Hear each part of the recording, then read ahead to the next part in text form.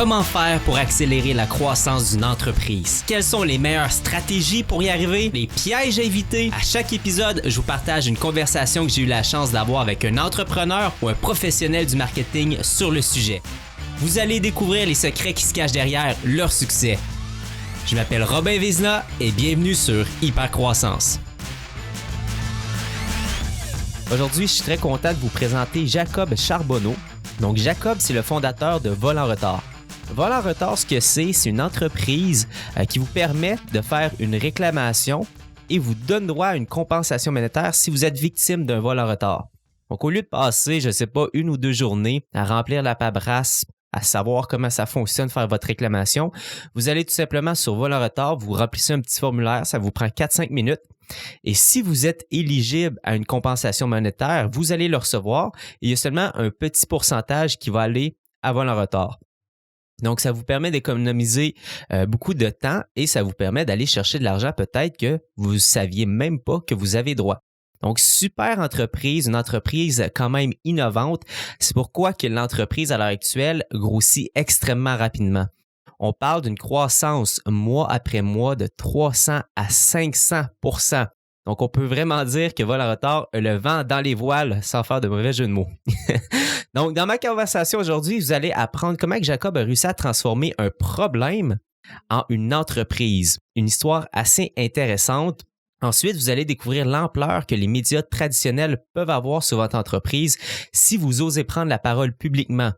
Donc, les médias traditionnels sont une bonne façon de faire pour Jacob pour se faire connaître et faire connaître son entreprise.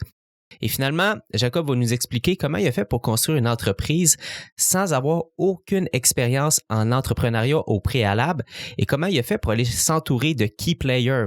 Donc, quand on n'a pas d'expérience, aller chercher les bonnes personnes est crucial et Jacob est en mesure de le faire. Donc, sans plus tarder, voici l'entrevue avec Jacob Charbonneau de Vol en retard.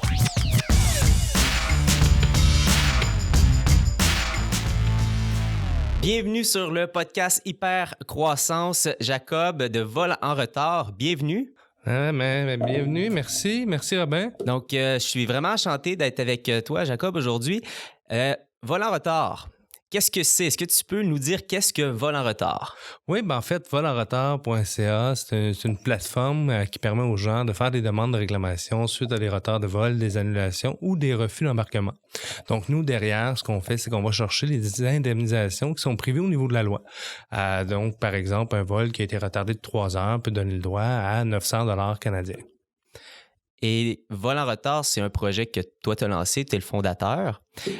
Si tu nous racontes un petit peu d'où vient finalement l'idée de Vol en retard? Comment tu es tombé sur cette idée-là d'entreprise? Oui, mais en fait, moi, je viens du monde aérien. Donc, j'ai travaillé pour une grande ligne aérienne pendant près de 8 ans.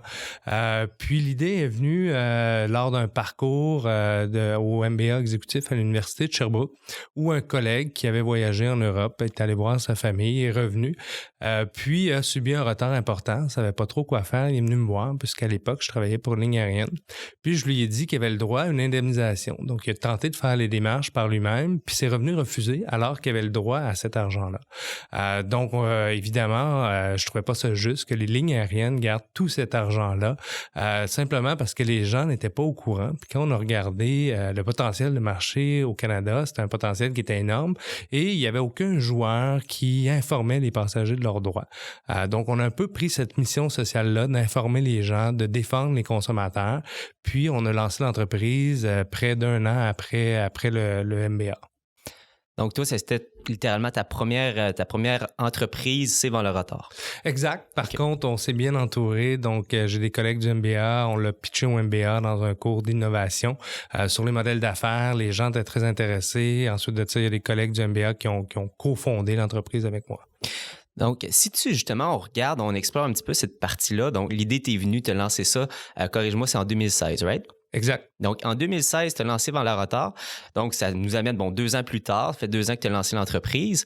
Est-ce que tu seras en mesure peut-être de nous raconter les moments forts ou les points tournants dans Vol en retard depuis les 2 dernières années? Ben oui, en fait, ce qui est intéressant, quand on a lancé l'entreprise, la journée qu'on l'a lancée, c'est deux pilotes, Yves qui s'était fait prendre à bord d'un avion sur un vol européen.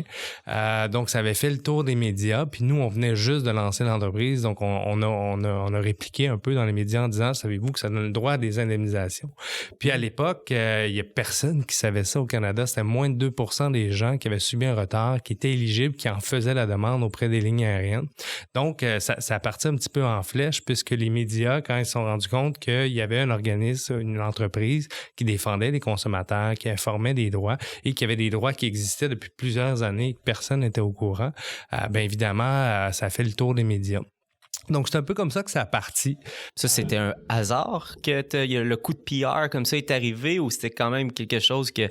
Ben, en fait, c'était un hasard parce qu'on ne savait pas que ça allait arriver. On venait de fonder l'entreprise. Par contre, quand c'est sorti dans les médias, j'ai un de mes collègues, un des cofondateurs qui m'a appelé le matin. Il a dit, il faut absolument que tu contactes la journaliste, tu lui dises qu'on vient de partir en entreprise qui vient en aide aux passagers. Donc, évidemment, c'est ce qu'on a fait dans la même journée. Puis le week-end d'après, là, on avait 2 pages dans la presse. En fait, c'est 3 pages dans la presse qui parlaient des indemnisations pour les vols de notre entreprise. Donc, avec le lien directement qui pointe vers le site web, une belle campagne de pub gratuite. Écoute, c'était complètement fou. Donc, je dirais que ça a été un des moments importants. On a eu plusieurs autres moments, évidemment, là, quand on a mis ça en place. On a dû se transformer, on a dû transformer l'entreprise. On s'est rendu compte qu'il y avait un cadre légal qu'on devait respecter. On a dû transformer un peu en structure de bureau d'avocats, aller chercher des avocats à l'interne. Donc ça fait partie de l'apprentissage. Dans les moments marquants, il y a eu les publicités dans les aéroports canadiens. Donc on avait une entente de 2 ans avec l'aéroport de Montréal. Après 4 jours, ils retirent nos campagnes de publicité suite aux pressions des lignes aériennes. Donc ça a été un moment fort parce qu'après ça, tous les médias au pays en ont parlé, même dans plusieurs pays. Je pense qu'on a touché 62 millions de paires de yeux là, dans la semaine qui ont suivi, suite aux articles là, des médias. Est-ce que ce scandale-là, parce que est-ce que vous êtes considéré un peu comme ennemi des vols aériennes? C'est-tu un petit peu ça qui se passe ou... Ben, on n'est pas ennemis. Je pense que c'est à 2 niveaux. Je pense que d'une part, les lignes aériennes, je pense pas qu'ils apprécient le fait qu'on fasse connaître les indemnisations possibles aux passagers alors que c'était très peu connu avant. Mais d'une autre part, je pense qu'ils sont contents quand ils reçoivent un dossier de chez nous parce que c'est des dossiers qui sont bien montés. Okay. Donc ça, je pense que ça leur fait plaisir. Et ultimement, c'est les mêmes clients. Donc, le client qui a eu une frustration, qui a vécu un moment qui était pénible, puis qui reçoit une indemnisation. Tu sais, nous, souvent, on a des clients qui nous disent « Ah, plus jamais, je vais reprendre telle ou telle ligne aérienne. » Puis quand ils reçoivent leur chèque, après ça, ils sont prêts à reprendre la même ligne aérienne. Oui. Donc, évidemment, je pense que ça a du bon pour tout le monde. Donc, c'est des solutions qui sont gagnant-gagnant. Intéressant. Donc, on est sur hyper-croissance. Donc, justement, on essaye de regarder un petit peu votre évolution, votre acquisition. Est-ce que vous êtes en mesure peut-être de nous situer, partager les chiffres de croissance dans la dernière année, juste pour que les gens aient l'idée à quel point que vous êtes en croissance rapide en ce moment? Au niveau de la croissance, la croissance qu'on vit présentement, c'est de 300 à 500% mois sur mois. Donc, plus les gens entendent parler de nos services, plus ils font appel à nous. De plus, la loi nous permet de retourner 3 ans en arrière. Donc, évidemment, les gens qui apprennent qu'on existe, qu'il y a des compensations possibles, puis qui ont 3 ans pour réclamer, donc ils nous contactent. Ce qui fait que, évidemment, ça apporte une forte croissance au Canada, mais aussi ailleurs dans le monde, parce que maintenant, on a des sites là, dans d'autres pays. Et si on regarde il y a 1 an de ça, les chiffres de mois à mois, est-ce que c'était similaire ou là, ça voulait vraiment changer? Ben, en fait, quand on regarde, là, nous, le mois passé, on a fait probablement plus que toute l'année passée. Donc, ça vous donne une idée là, de la courbe de croissance qu'on vit. Donc, évidemment, là, c'est exponentiel. Puis, ça va se poursuivre parce que là, la loi, le cadre légal change au Canada. Présentement, c'est surtout les vols européens, la législation européenne. Maintenant, tous les vols canadiens vont être éligibles, donc en provenance, en direction ou à l'intérieur du Canada. Donc, c'est un marché 10 fois plus grand qui est en train de s'ouvrir. Là, wow, OK. Et sachant ce qui s'en vient, est-ce que vous avez des attentes en 2019, des projections? On a des super projections, on espère bien les réaliser, mais faire sa part, oui, en fait, même qu'il faut se préparer. Évidemment, oui, le marché va s'ouvrir, mais la compétition aussi. Donc là, on a la chance d'être les premiers, les seuls au Canada. Par contre, ça existe, il y a des grosses compagnies aux États-Unis, en Europe, donc ils vont regarder le Canada attentivement, ils vont vouloir amener s'installer ici. Donc, ça nous laisse très peu de temps pour gagner notre notoriété, puis éduquer les passages. Parce que moi, qu'est-ce que je trouve fascinant, on s'entend de vivre une augmentation, une croissance de 300-500% mois à mois. C'est énorme. Je veux dire, les gens vont se frotter les mains de doubler l'entreprise en 1 an. Donc, c'est énorme. Puis moi, je me demande, à quoi attribues-tu cette croissance-là? C'est-tu des stratégies marketing que vous avez fait? À quoi t'expliques finalement cette croissance-là qui est assez phénoménale?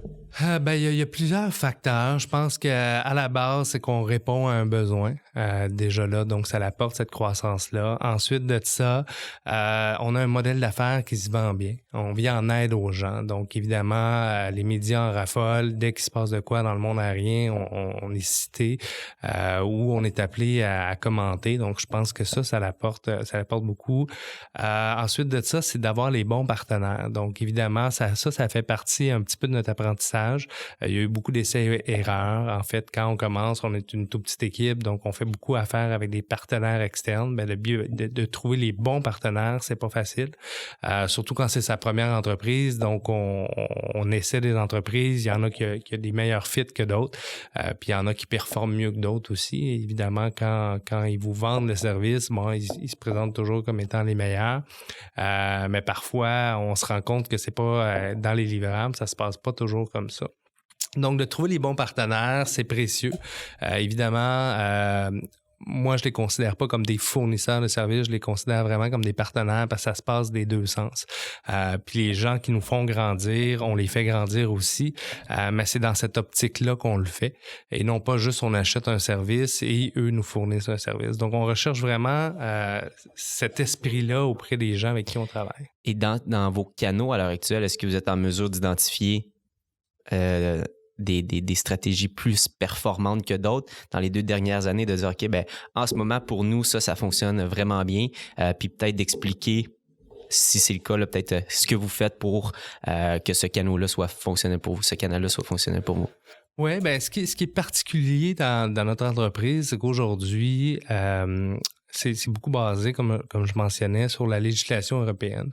Donc, on peut pas faire du mass marketing parce qu'ultimement, nous, c'est 3% des gens qui prennent un vol européen qui vont subir un retard important ou une annulation. Donc, évidemment, on peut pas lancer des messages à la radio sur des heures de pointe ou à la télévision parce qu'on va vraiment, on va funnel down pour trouver notre client. Ce qu'on est capable de faire aujourd'hui avec les médias sociaux, par exemple, ou encore avec l'achat de mots-clés avec des mots spécifiques. Donc, on devait travailler un peu cette stratégie-là. Maintenant, on va aussi changer notre stratégie parce que là, avec la nouvelle charte, tous les vols canadiens vont être éligibles. Là, on va faire une autre sorte de marketing où est-ce qu'on va tomber beaucoup plus dans le mass marketing, qui est un autre aspect qu'on connaît beaucoup moins. Donc, on doit planifier, qu'on doit trouver des partenaires pour le faire. Donc, c'est toujours d'apprendre à bien connaître son environnement et comment est-ce qu'on peut le maximiser. Fait que dans le fond, c'est de voir évoluer l'entreprise. L'entreprise va arriver à des nouvelles réalités. Les stratégies à partir de ce moment-là vont devoir changer. Vous allez devoir vous adapter. Et quand on parle, si je comprends bien, dans le fond, c'est 3% des gens qui sont votre client potentiel. 97% des gens, vous ne pouvez rien faire pour eux, c'est ça? Non, c'est bien moins que ça. C'est 3% des gens qui prennent un vol européen. Donc, si on regarde la population, puis qu'on dit, puis je vous lance les chiffres en l'air comme ça, mais 50% des gens voyagent. Oui. Sur ce 50%-là, il y a peut-être 15% des gens qui voyagent en Europe. Parce qu'il y a beaucoup de voyages aux États-Unis ou dans les Caraïbes. Donc, de ce 15%-là, du 50%, donc on est rendu à 7,5%, il y a seulement 3% des gens qui vont subir un retard important ou une annulation. Donc, 3% de 7,5%, là, en calcul comme ça fait un infime petit pourcentage. Donc, c'est 0,00 quelque chose % de la population. Donc, évidemment, ce qui nous permet pas aujourd'hui de lancer des des messages dans des réseaux de masse, là. Mais c'est quand même intéressant de voir, de se dire, OK, sur un segment de marché aussi petit, on est capable d'avoir une entreprise florissante qui grandit, puis parce que vous êtes combien d'employés ici, Jacob? Aujourd'hui, on est 10. On a 3 postes ouverts présentement, qu'on va être à 13, donc dans les prochaines semaines, là. Donc, quand même, c'est une entreprise de 13 personnes prochainement, avec une infime partie de marché. Fait que je trouve ça assez fascinant de voir, quand on parle de croissance, le potentiel qui peut arriver avec la législation. Et est-ce que tu peux nous partager un petit peu une stratégie? Parce que j'imagine que là, bon, vous savez ce qui s'en vient. Qu'est-ce qui va changer? On a parlé de mass market, mais si on rentre dans le concret, est-ce que tu peux nous partager? OK, on va faire un coup de pub de cette façon-là, on va faire telle affaire, on va s'y prendre de telle façon. Qu'est-ce que vous avez vraiment spécifiquement en tête? Ben, ce qui est différent, c'est les budgets. Évidemment, comme le marché s'ouvre énormément, nos budgets marketing s'ouvrent énormément aussi. Donc, on injecte beaucoup plus d'argent, d'une part, ce qui nous permet de faire des plus grandes choses. Donc, évidemment, on garde les stratégies qui fonctionnent bien, qu'on utilise déjà, mais on va bonifier notre stratégie. Déjà, on regarde beaucoup tout ce qui touche la radio, la télévision, des panneaux publicitaires, de l'affichage, donc tout ce qui va toucher plus l'ensemble des consommateurs, plutôt que de trouver les gens spécifiques sur Internet. OK. Ben oui, c'est vrai, j'ai vu un panneau sur l'autoroute 20, si je ne me trompe pas. Est-ce que ça se peut?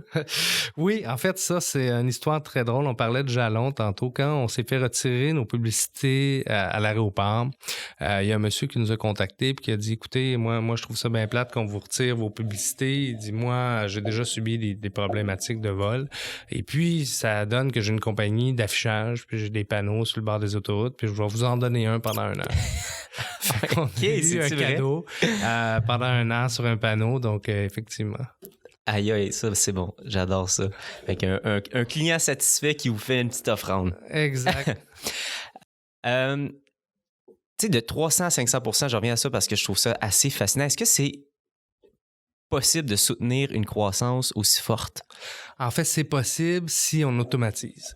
Nous, la clé de soutenir cette croissance-là, c'est d'automatiser le plus possible le processus pour pas avoir une usine à gaz derrière de gens qui vont traiter des réclamations, mais plutôt que ça soit de plus en plus automatisé, qu'il y ait de moins en moins de traitements manuels et d'efforts humains derrière. OK. Donc, la clé de notre succès puis la clé du modèle d'affaires, c'est vraiment de passer par l'automatisation et d'avoir des systèmes qui sont de plus en plus intuitifs et intelligents aussi.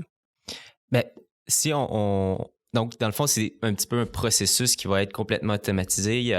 C'est une espèce de machine que vous créez finalement qui va faire tout le processus sans qu'il y ait d'humain qui ait à le gérer directement, c'est ça? Il n'y a pas d'implication humaine? Presque. Aujourd'hui, je dirais qu'on est automatisé environ à 70%. Okay. Notre but est d'arriver vers les 90%. OK. Fait que ça va être Y a-t-il d'autres choses de votre côté, d'autres piliers que vous devez absolument peaufiner ou investir pour être capable de soutenir cette croissance-là? Au niveau de la croissance, c'est vraiment au niveau de l'automatisation. Donc, tout ça, on continue dans cette vision-là. Évidemment, on regarde des produits pour se démarquer aussi. Puis je veux pas trop rentrer dans le détail là-dedans parce que c'est des choses qu'on est en train de réfléchir présentement. Mais évidemment, avec la compétition, on veut aussi avoir un produit qui se démarque. Donc, aujourd'hui, on a la chance de pas en avoir. On sait que demain, il va en avoir. Donc, on travaille sur des solutions technologiques qui sont avant-gardistes, je dirais. Ah, très, très nice. On parle toujours que on apprend de nos erreurs. Puis j'imagine, dans les 2 dernières années, j'imagine qu'il y a eu quelques erreurs que tu as commises. J'aimerais ça que tu me racontes l'histoire d'une leçon qui t'est arrivée, que tu as appris à la dure ou pas, peu importe, puis qu'aujourd'hui, tu en tires une leçon inestimable.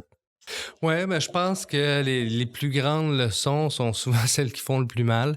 Évidemment, moi, je suis nouvellement entrepreneur, nouvelle entreprise. Bon, on se lance dans un nouveau type d'entreprise. Donc, oui, on apprend énormément. J'ai appris plus dans les 2 dernières années que dans les 10 années précédentes.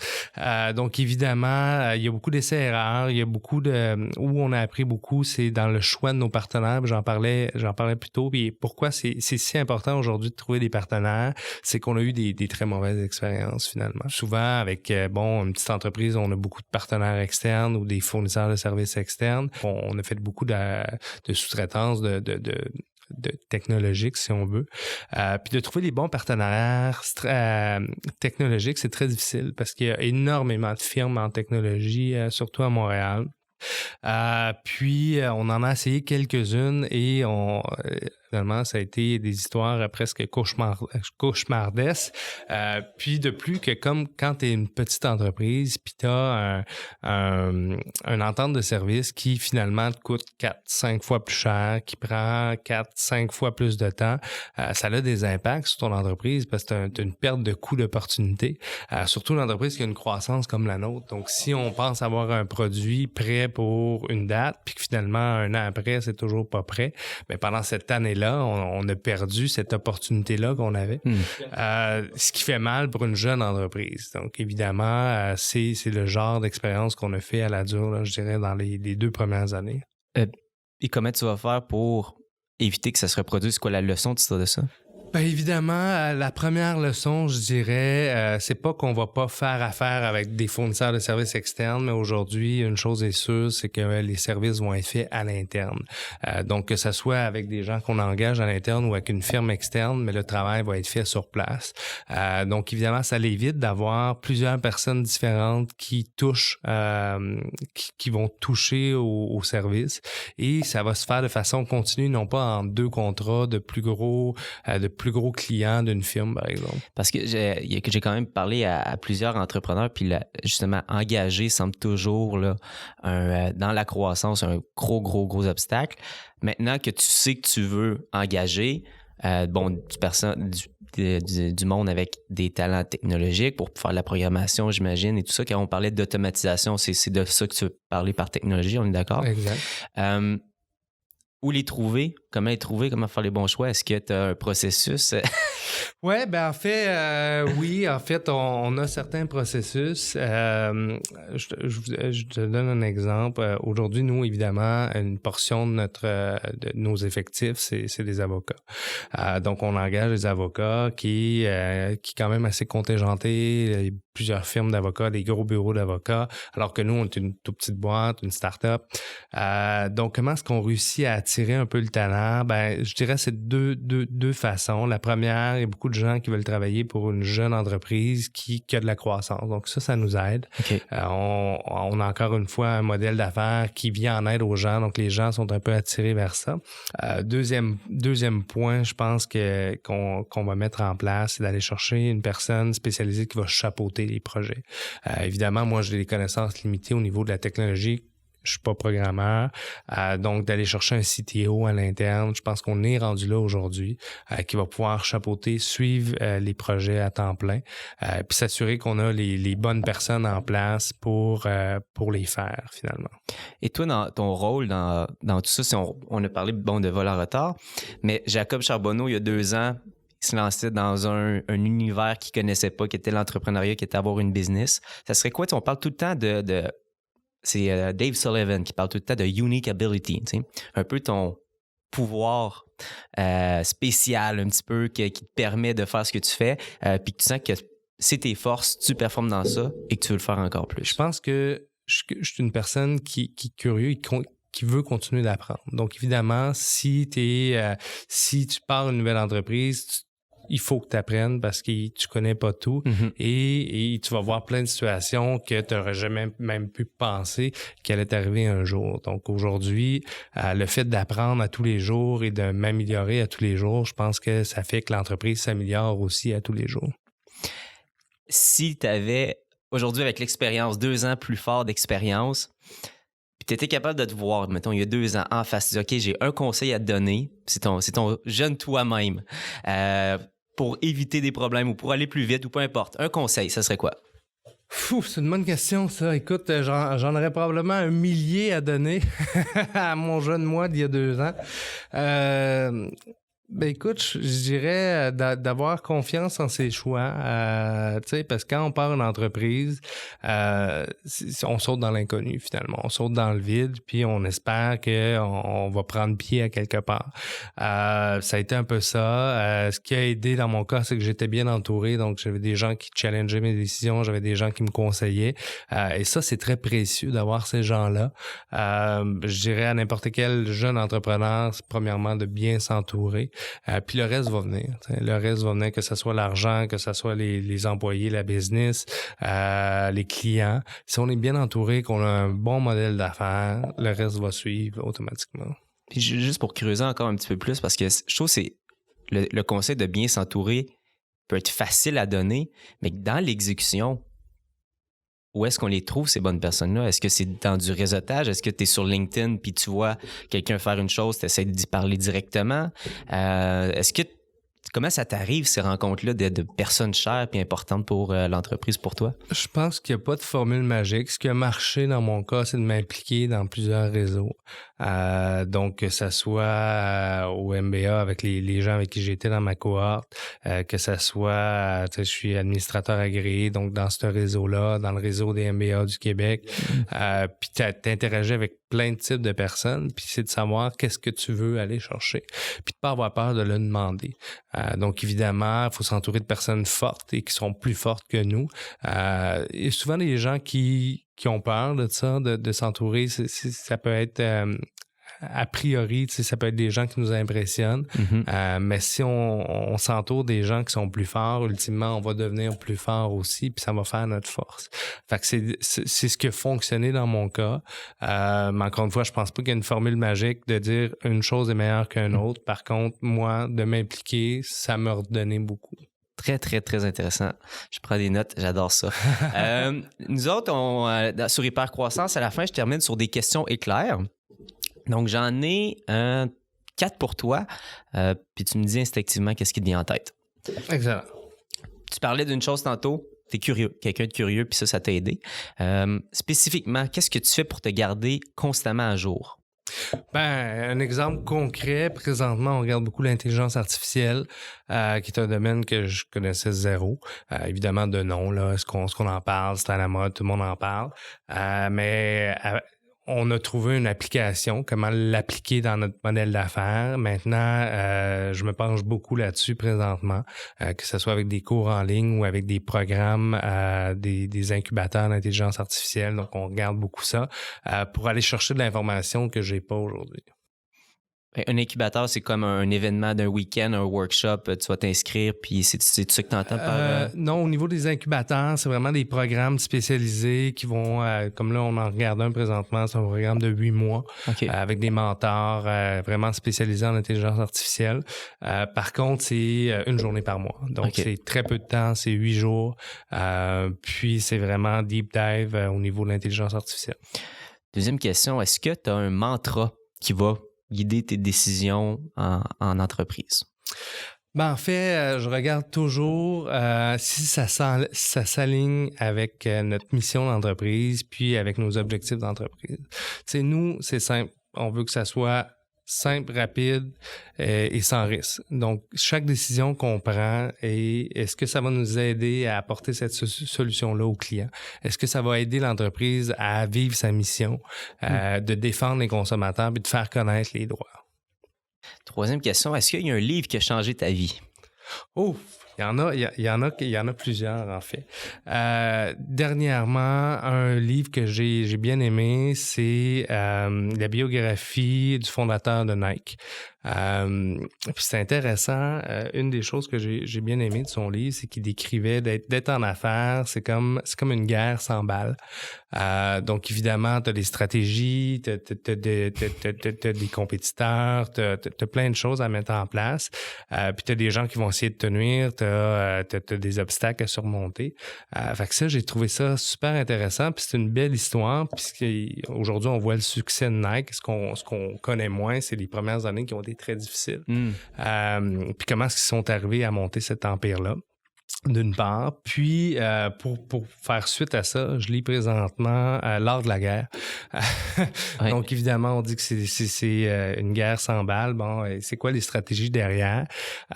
Donc, un livre que je viens juste de commencer, mais que je trouve c'est très intéressant. C'est-tu Tao Zun ou Sun? Ouais, Sun Tzu. Ouais, c'est un classique là, avec plein de parallèles en affaires. J'ai déjà entendu parler. Exact. Dernière question. Qu'est-ce qui est plus important à tes yeux, croissance ou profit? Dans notre modèle d'affaires à nous et à l'étape où on est, c'est vraiment de la croissance. Aujourd'hui, on est en mode croissance, on réinvestit, on investit davantage, on fait des levées d'argent. On pourrait être rentable, en fait, on est rentable, mais on aurait pu être rentable avant et on pourrait être plus rentable maintenant et stopper plus notre croissance. Mais aujourd'hui, comme tous les parts de marché sont à prendre et qu'on a une opportunité en or, c'est vraiment de la croissance pure et dure. Génial. Ben, Jacob, merci infiniment d'avoir participé au podcast Super Croissance. Ça a été vraiment, vraiment très intéressant. Je t'en prie. Maintenant, pour la plug la fin, si on veut en apprendre plus sur l'entreprise, c'est quoi le site web? volenretard.ca. Donc, sur l'entreprise, mais aussi sur les droits des passagers aériens. Donc, si vous avez un pépin ou si vous vous apprêtez à voyager, vous voulez connaître vos droits, il y a plein d'informations qui sont disponibles sur le site. Et d'être à l'affût de l'actualité parce que bientôt, peut-être, on va être encore plus éligible, c'est ça? C'est ça qu'il faut... Exact. Donc, d'ici la fin de l'année, la nouvelle charte canadienne du voyageur va donner le droit à des compensations pour l'ensemble des vols en direction, en provenance ou à l'intérieur du Canada. Super. Et si les gens veulent rentrer en contact avec toi, c'est où la meilleure plateforme? La meilleure plateforme, c'est vraiment notre site Internet ou les médias sociaux. Excellent. Donc, sur LinkedIn à Jacob Charbonneau. Exact. Super. Bon, mais génial. Merci encore une fois, Jacob, d'avoir participé. Merci, Robin. Bye tout le monde.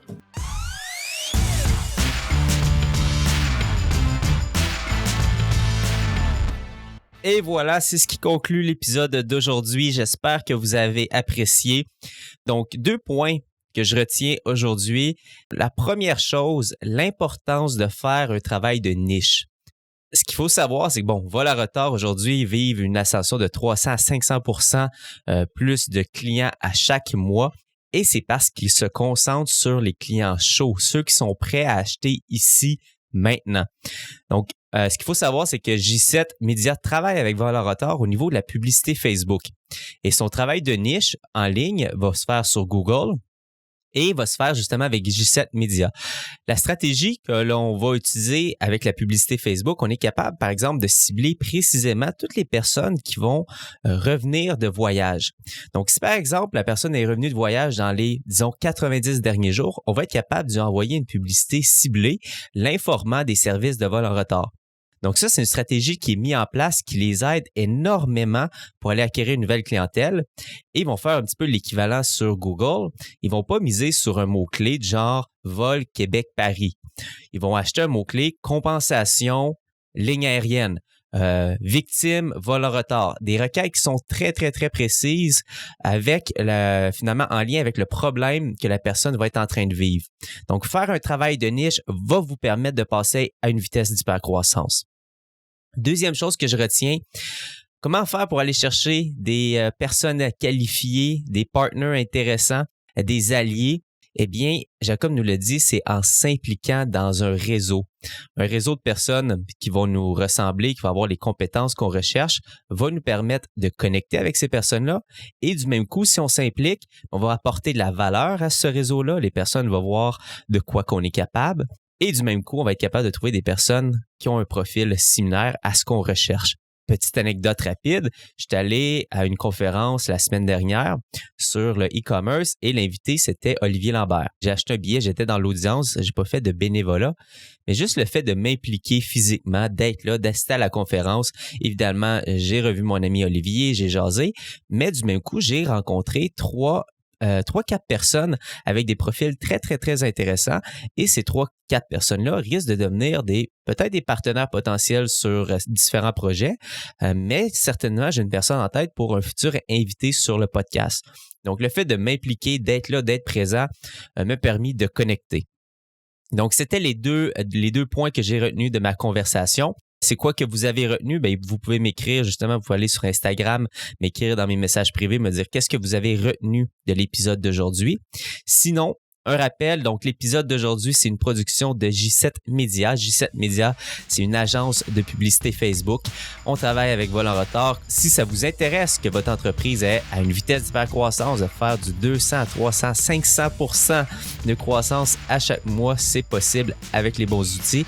Et J7 Média peut être là pour vous aider. Donc, si ça vous intéresse, rendez-vous sur le site internet de J7, J7, donc la lettre J, le chiffre 7, média au singulier.com. Donc, c'est ce qui conclut l'épisode. J'espère que vous avez apprécié encore une fois. Nous, on se dit à la semaine prochaine pour un autre épisode d'Hypercroissance. Au revoir.